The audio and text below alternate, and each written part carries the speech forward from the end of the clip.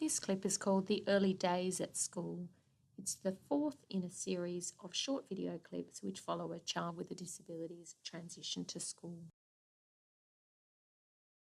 So for this little boy's start to school, not everything was smooth sailing. Within the first few weeks there were changes, and the children had to change teachers within the first little while at school.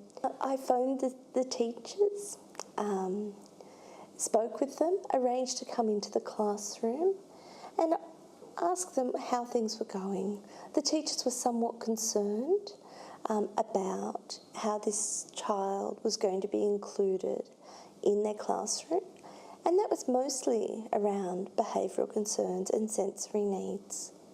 However, it didn't take long, of being in the classroom and working with the teachers to identify a few strategies to support the teacher with their classroom management. We noticed that some strategies we were needing to implement to benefit our little boy who had additional needs actually ended up benefiting the rest of the class. For example, at the beginning of the year, we set up a literacy session that was quite long, but it had smaller lessons within it. Even those smaller lessons were a little bit long for that little boy, but some other children in the class too. So we ended up changing things around and putting together a whole series of short, sharp lessons, and we could really see the benefit for the whole class. No class, even if you don't have a child that comes with a disability as such, no class has everyone working at the same level. So anything that you would have put in place for a child with a disability would work beautifully in any sort of class situation or playground situation. It has been really helpful having input from our little boy's family this year. That family let us know that he loved trains, so we've used that information to help us with things like getting work done at the table. All we do is put a picture of a train, glue it into the book, and then he's really motivated and enthusiastic about getting his work done, whereas before, getting his work done was a real challenge. The ECI worker was scheduled to come to the school, I'm pretty sure, on a fortnightly basis, and could have come at any other time that we felt we needed some assistance with or direction in a particular way. And she was able to bridge the gap between the parents and what happened at home and what could be done in an education facility such as the school. We cut out a lot of extracurricular activities for most of kindergarten, but I think it's probably critical in that first sort of term because the kids are just exhausted. You pick them up at the end of the day and they're absolutely wrecked. Not necessarily from physical activity, but just that mental stimulation, the concentration, the taking all the new information in. It really is quite exhausting.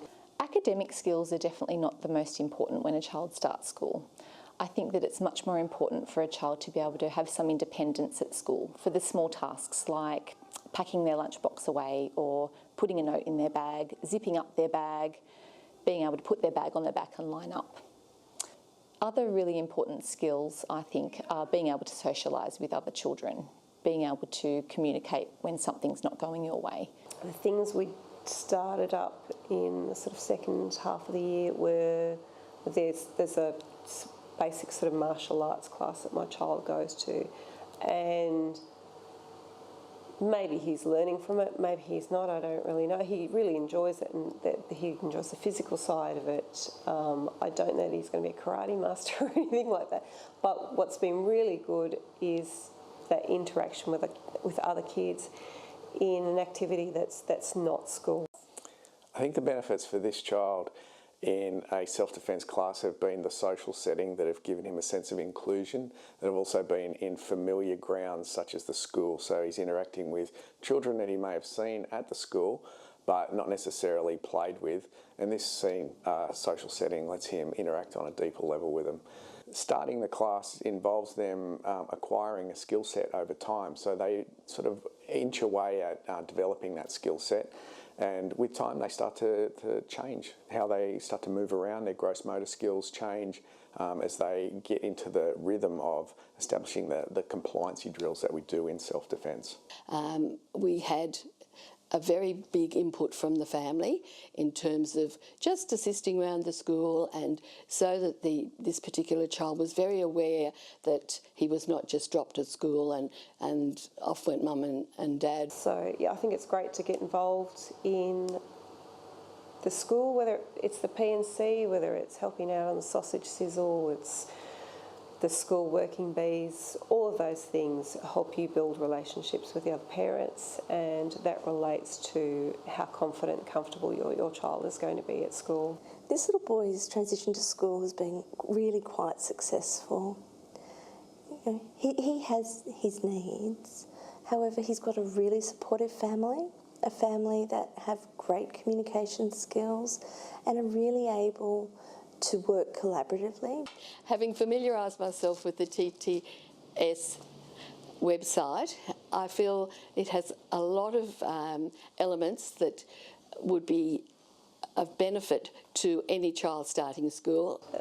There are cheat sheets and resources and different tools. There is, for example, something called Snapshot of My Child. The troubleshooting guide is also really useful for if you're having some challenge and you need a few ideas.